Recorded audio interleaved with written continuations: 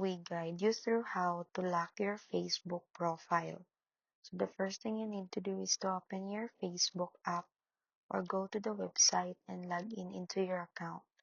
Then go to your profile by tapping your profile picture.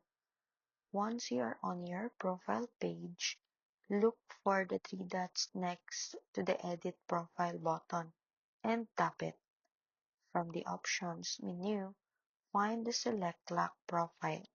After that, Facebook will show you a preview of what your lock profile will look like, including limited visibility for non-friends and added privacy protection. Simply tap Lock Your Profile to confirm, and that's it. Your profile is now secured. Only your friends can see your posts, photos, and stories, while others will only see limited information. If you ever want to unlock it, just repeat the steps and choose Unlock Profile, and you're done.